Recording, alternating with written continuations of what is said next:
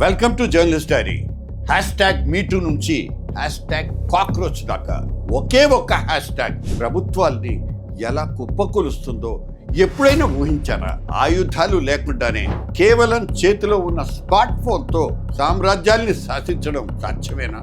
Yes, ఖచ్చితంగా సాధ్యమే అంటోంది ప్రస్తుత డిజిటల్ యుగం.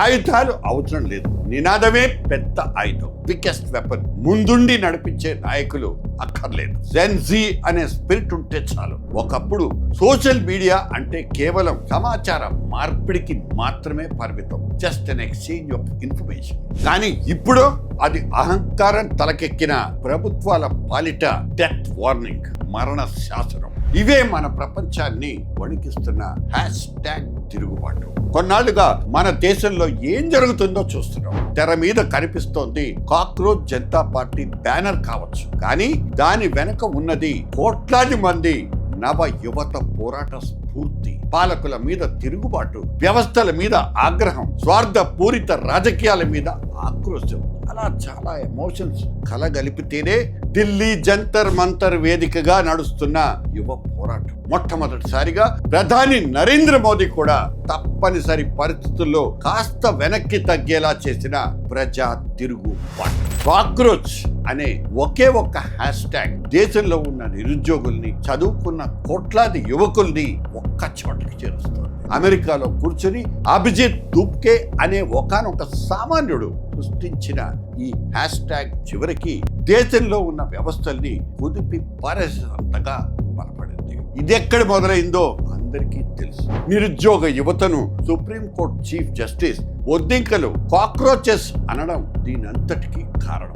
ఈ వ్యాఖ్య ఎంతటి అగ్ని పర్వతాన్ని బద్దలు కొట్టిందో మన కళ్ళెదుటే చూస్తున్నాం, కనిపిస్తోంది. కోపంతో రగిలిపోయిన యువత కాక్రోచ్ జనతా పార్టీ, అదే CGP పేరుతో మొదలుపెట్టిన ఉద్యమం అధికార పార్టీల పునాదుల్ని కుదిపి పారేస్తోంది. కోట్లాది మంది ఫాలోవర్స్ తో ఈ ఆన్లైన్ క్యాంపెయిన్ కాస్త నీట్ పేపర్ లీకేజీల మీద విద్యాశాఖ మంత్రి రాజీనామా డిమాండ్ తో ఢిల్లీ జంతర్ మంతర్ దగ్గర భారీ చలో పార్లమెంట్ కి దారితీసింది. ఇదొక్కటే కాదు, పాలకుల అహంకారమే అన్నిటికీ ట్రిగర్ పాయింట్. ప్రపంచ వ్యాప్తంగా రకరకాల సందర్భాల్లో ఉవ్వెత్తున ఎగిసి పడ్డ ఇటువంటి ప్రజా పోరాటాలు చాలానే ఉన్నాయి. ఇక్కడ ప్రధానంగా పనిచేస్తోంది సోషల్ మీడియా, జెన్ జీ విద్యార్థులు. ఈ రెండు జతైతే చాలు, ఎంతటి బలవంతులైన పాలకులైనా తోక ముడవలసిందే. ఒక వీధి వ్యాపారి, ఒక చిన్న వీధి వ్యాపారి ఆత్మాహుతితో రగిలిపోయిన ట్యునీషియా, అరబ్ స్ప్రింగ్ అయిన జార్జ్ ఫ్లాయిడ్ మరణంతో అమెరికాను ఊపేసిన #బ్లాక్ లివ్స్ మ్యాటర్ అయినా సరే అణచివేతకు వ్యతిరేకంగా పుట్టినవే. మొన్న బంగ్లాదేశ్ లో కోటా సిస్టమ్ మీద ఇంటర్నెట్ బంద్ చేసి పారేసినా సరే యువత సాగించిన పోరాటం పాలకుల్లో ఒడుకు పుట్టించింది. వాట్సాప్, టెలిగ్రామ్ గ్రూప్స్ తో కనెక్ట్ అయిన అక్కడి యువత చివరికి తమ ప్రధాని షేక్ హసీనాను దేశం సరిహద్దులు దాటేలా తరిమి కొట్టింది. శ్రీలంకలో ఆకలి మంటల నేపథ్యంలో #GoHomeGota హ్యాష్ట్యాగ్ తో ఏకంగా అధ్యక్షుడినే దేశం నుంచి తరిమి పారేస్తుంది. నేపాల్లో #Enough is enough అంటూ యువత కొత్త పార్టీకి ప్రాణం పోసింది.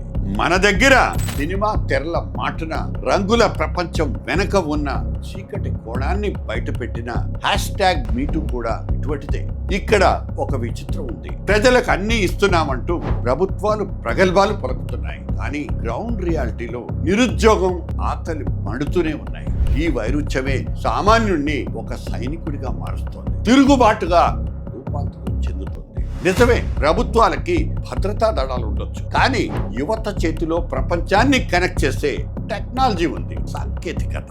అయితే ఈ ఆన్లైన్ ఉద్యమాలు నిజమైన వ్యవస్థాగత మార్పు తెస్తున్నాయా, తేగలుగుతున్నాయా, లేకపోతే కేవలం ఒక ట్రెండ్ లా వచ్చి వెళ్ళిపోతున్నాయా? సమాధానం చెప్పాల్సిన బాధ్యత పాలకులదా లేక పౌరులదా? వ్యవస్థల్ని నడిపించాల్సింది అహంకారం కాదు, అకౌంటబిలిటీ. వ్యవస్థల్ని నడిపించాల్సింది అహంకారమా లేకపోతే అకౌంటబిలిటీనా? జవాబుదారీతనం.